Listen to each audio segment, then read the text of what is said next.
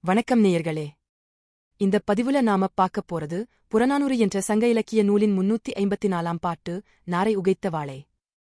இந்த பாட்டை எழுதியவர் பரணர் என்ற புலவர். இவர் பாணர் மரபினர். கபிலர் காலத்தவர். இவருடைய செய்யுட்களுள் அக்கால வரலாற்றுச் செய்திகள் பலவற்றைக் காணலாம்.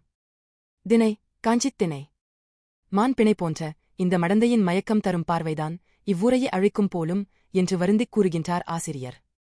பாடல் நாரை உகைத்த வாளே. அரசு தலைவரினும் அடங்கலானா முடிவேந்தரே படையெடுத்து வரினும் அடங்காததான நிறைகாள் எக்கம் நீரின் மூழ்க நிறைத்த காம்பணிந்த வேலினை நீர்ப்படை செய்வதற்காக புறையோர் சேர்ந்தன. சான்றாமையுடைய சிறந்த வீரர்கள் வந்து சேர்ந்தனர். தந்தையும் பெயர்க்கும் இவள் தந்தையும் செல்கின்றானே வயல் அமர் கழனி வாயர் பொய்கை வயற்புறத்திலுள்ள குளத்திலே கயலார் நாரை உகைத்த வாளே. கயல் மீனைத் தின்றும் அமையாத நாரையானது வாளை மீனைத் துரத்த புனலாடு மகளிர் வளமனை ஒய்யும் அதனை நீராடும் மகளிர் பற்றி தம் வீட்டுக்குக் கொண்டு வரும் வளமிக்கது இவ்வூர். ஊர்கவின் இழப்பவும் வருவது கொல்லோ.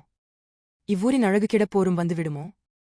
சுணங்கு அணிந்து எழிலிய அனந்துயர்ந்து இளமுலை எல்லாம் சுணங்கு அணிந்து உயர்ந்து அண்ணாந்த இளைய முலைகளையும் விங்குரைப் பனைத்தோள் மடந்தை பெருத்த தோள்களையும் உடைய இம்மடந்தையின் மாண்பினை என்ன மகிழ்மட நோக்கே. மகிழ்ந்த பெண்மானைப் போன்ற இவளுடைய மயக்கும் பார்வையின் விளைவே என்றோ இனி யாதாகுமோ.